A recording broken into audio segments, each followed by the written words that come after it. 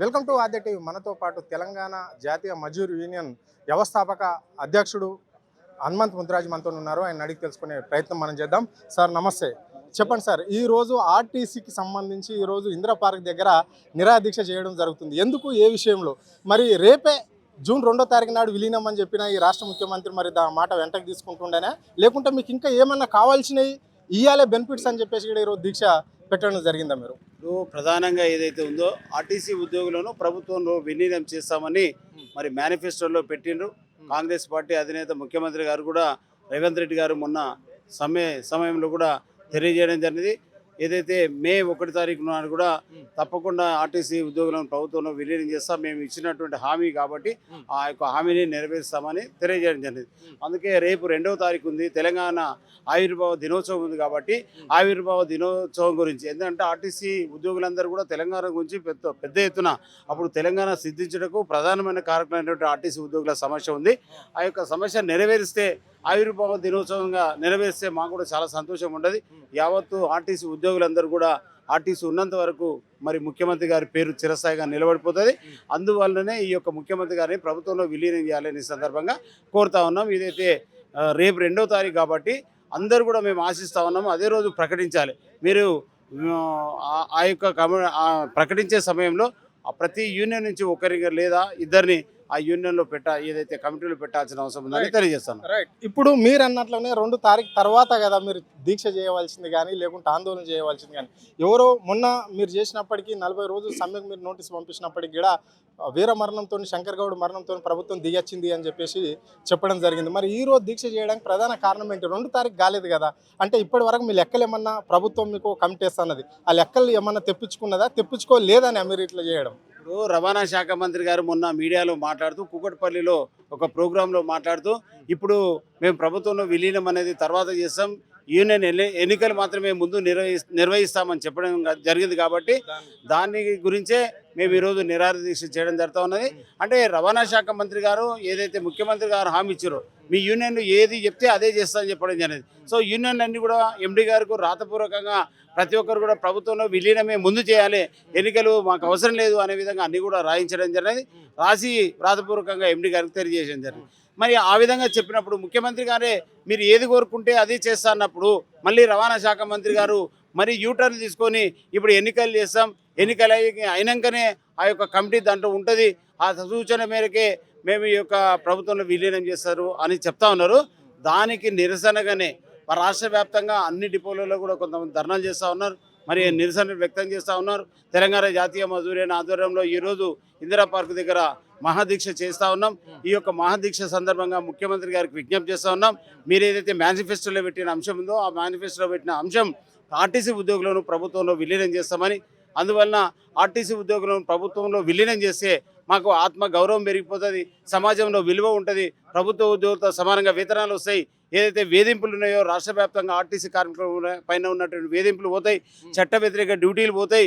ఈ విధంగా ఒక ప్రశాంతత వాతావరణం ఆర్టీసీలో కొనసాగుతుంది. కాబట్టి తప్పకుండా ఆర్టీసీని ప్రభుత్వంలో విలీనం చేయాలి ఈ యొక్క ఉద్యోగులని మరి కోరుతా ఉన్నాం. ఏదైతే తెలంగాణ జాతీయ మజూర్ యూనియన్ 2019లో మరి రాష్ట్ర వ్యాప్తంగా 97 డిపోలు తిరిగి కార్మిక చైతన్య యాత్ర చేసి మరి సమ్మె నోటీస్ ఇచ్చినటువంటి ఘనత తెలంగాణ జాతీయ మజూర్ యూనియన్కి మొట్టమొదట ఉంది. ఆ యొక్క సమ్మె నోటీస్ ఇచ్చిన తర్వాత మరి ఆర్టీసీలో ఉన్నటువంటి యూనియన్ అన్ని కూడా సమ్మె నోటీస్ ఇవ్వడం జరిగింది. సుమారు 55 రోజులు సమ్మె జరిగినప్పుడు అప్పుడు కూడా 38 మంది అమరులయ్యారు. సో ఈ విధంగా మొన్న ఏదైతే శంకర్ గౌడ్ ఏదైతే ఉన్నారో ఆ డ్రైవర్ కూడా మరి సోదరు మిత్రుడు ఆయన ఆత్మ బలిదానం చేసుకోవడం, అంటే ఆందోళనకు గురై మా యొక్క సమస్యలు పరిష్కారం కావాలి అనేటువంటిది చేసుకోవడంతో ప్రభుత్వం కూడా కొంతమేరకు దిగొచ్చేసి మళ్ళీ ఇంకొకరు కూడా బలిదానం చేసుకోవద్దని ఆలోచనతో ఈ యొక్క సమ్మె విరమించడానికి చేసిన ప్రయత్నాలు ఏవైతున్నాయో అవన్నీ కూడా సఫలీకృతం కావాల్సిన అవసరం ఉంది. ఆర్టీసీలో చాలా వరకు కూడా యూనియన్స్ ఉన్నాయి, మరి మజూర్ యూనియన్ ఎందుకు ముందుకు రావాల్సి వచ్చింది ఈరోజు? అంటే ఇంకా డేట్ కూడా కాలేదు కదా, 2వ తారీఖు కూడా రాలేదు, జూన్ 2వ తారీఖు కాదు, ఎందుకు ముందుకు రావాల్సి వచ్చింది? ముందంటే చర్యలు ఏంటి? దీనికి సంకేతకం ఏమనుకోవాలి రాష్ట్ర ప్రభుత్వం? దీంట్లో ఏమవుతుందంటే ఆర్టీసీ యూనియన్లు కూడా అందరి కార్మికుల ముందు ఒకరిద్దరు, అంటే అశ్వత్థామరెడ్డి, ఈదురు వెంకన్న, వాళ్ళు జేఏసీ అని చెప్పేసి మరి మాకు ఎన్నికలు జరగాలని మరి 30 తారీఖు నాడు మరి లెటర్ కూడా లేబర్ కమిషనర్కి ఇవ్వడం జరిగింది.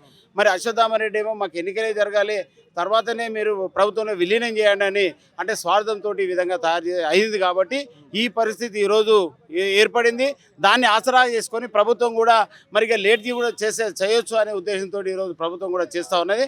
కానీ దానితోటి మరి ప్రభుత్వం బదలామయ్యేటువంటి అవకాశం ఉంది. అందుకని ప్రభుత్వం ఎట్టి పరిస్థితుల్లో ఆ విధంగా చేయకుండా కార్మికులందరూ ఏది కోరుతున్నారో రాష్ట్రంలో కోరుకున్నదే చేయాలని ఈ సందర్భంగా మేము గౌరవ ముఖ్యమంత్రి గారిని కోరుతా ఉన్నాం. రైట్. హనుమంత్ గారు, మీరు మొన్న ధర్నాలు ఆందోళనలు దీక్షలు చేసినప్పుడు దాదాపుగా 32 సమస్యలు ఇక్కడ మా ఉన్నాయని చెప్పేసి కూడా మీరు మేనిఫెస్టోలో పెట్టడం జరిగింది. అందులో ప్రధాన సమస్యలు కొన్నిటిని ప్రభుత్వం ఒప్పుకోలేదు అనే విధంగా తీసిపెట్టింది అని చెప్పేసి కూడా అన్నారు. ఏదో శంకర్ గౌడ్ చనిపోవడం వల్ల అవుట్ని కూడా ఒప్పుకుంటామని అన్నారు. మరి దాన్ని బేస్ చేసుకుని చూడొచ్చా ఇప్పుడు రాష్ట్ర ప్రజలు? అంటే ప్రభుత్వానికి ఇష్టం లేదు అన్నట్లనే ఉన్నదా, లేకుంటే చేస్తుందని మీరు అనుకుంటున్నారా? ఇప్పుడు చేస్తాము మేము స్పష్టంగానే హామీ ఇవ్వడం జరిగినది. అయితే ప్రధానమైనటువంటి డిమాండ్లు ఏవైతే ఉన్నాయో ప్రభుత్వంలో విలీనం, వేతన సవరణ, ఇవి రెండు కూడా ఇంపార్టెంట్. వాటి గురించి ఆ రెండు సమస్యలు అనేవి ప్రధానమైనవి. అదేవిధంగా ఆర్టీసీ బస్సులు కొంటామన్నారు. సో ఈ సమస్యలతోటి ముఖ్యమంత్రి గారు ఏదైతే హామీ ఇచ్చారో ఆ హామీ ఒకటి పే స్కేల్ మాత్రం అయిపోయింది. 11% ఈ నెల ఇంప్లిమెంట్ అవుతుంది. అంటే వచ్చే నెల సాలీలో అది వేతనం కూడా రాబోతుంది. రైట్. మీకు ఎన్ని పిఆర్సీలు ఉన్నాయి పెండింగ్, ఎన్ని ఉన్నాయి, ఎన్ని డిఎల్ పెండింగ్లు ఉన్నాయి? టోటల్గా రాష్ట్ర వ్యాప్తంగా కార్మికులు ఎంతమంది ఉన్నారు? డ్రైవర్లు, కండక్టర్లు కావచ్చు, బస్ బాడీకి సంబంధించిన వాళ్ళు కూడా కావచ్చు. 39,000 మంది ఉన్నారు. ఆర్టీసీ ఉద్యోగులందరూ కూడా రెగ్యులర్ అయినటువంటి కార్మికులే ఉన్నారు. అయితే మాకు పే స్కేలు ఇంకొకటి పెండింగ్ ఉంది 2025. కానీ 2021 వేతన సవరణ ఏదైతుందో అది కేవలం ఒక పే స్కేల్ మాత్రమైంది, ఇంకో పే స్కేల్ ఉంది. అయితే ఈ పే స్కేల్తో సహా గతంలో 2013 సంబంధించినటువంటి పిఎఫ్ డబ్బులు ప్రభుత్వము పిఎఫ్ ఖాతాలో జమ లేదు.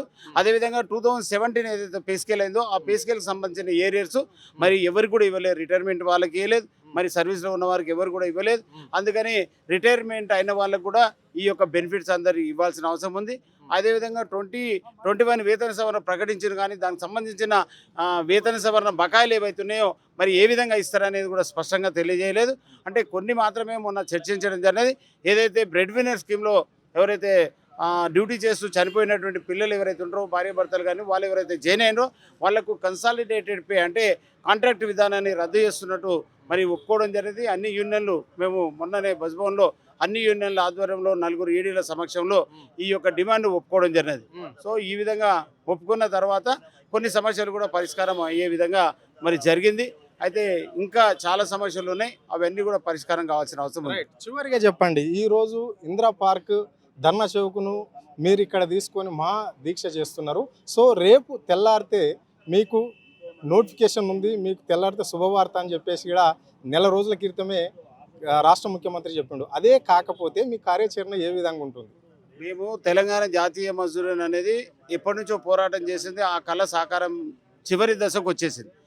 ఇప్పుడు కూడా మళ్ళీ అదే విధంగా నెగ్లెక్ట్ చేసి ఇయ్యము అంటే తెలంగాణ జాతీయ మజ్దూర్ యూనియన్ ఆధ్వర్యంలో ఆమరణ నిరాహార దీక్ష చేపట్టడానికి తెలంగాణ జాతీయ మజ్దూర్ రాష్ట్ర ప్రధాన కార్యదర్శిగా హనుమంత్ ముదిరాజుగా ముందుకు రావడం జరుగుతుంది. ఈ ప్రాణము ఏదైతే శంకరన్న త్యాగం ఇట్లా చేసుకున్నో ఆ విధంగా త్యాగానికి సిద్ధమవుతామని సందర్భంగా తెలియజేస్తాం. Thank you. ఇది పరిస్థితి. అంటే ఇప్పుడు రేపు జరిగే దాని గురించి అంటే ఆర్టీసీని విలీనం చేస్తామని రాష్ట్ర ముఖ్యమంత్రి చెప్పడం జరిగింది. తప్పకుండా చేయవలసిన అవసరం ఎంతైనా ఉంది. లేకపోతే కాని ఎడల మాత్రం మా కార్యాచరణ తీవ్రంగా ఉంటుంది, రాష్ట్ర ప్రభుత్వం పైన ఒత్తిడి తీసుకొస్తామని చెప్పేసి కూడా హనుమంత్ ముదిరాజ్ స్పష్టంగా చెప్పడం అనేది జరిగింది. కెమెరా పర్సన్ కళ్యాణ్ తో అరుణ్, ఆద్య టీవీ, హైదరాబాద్.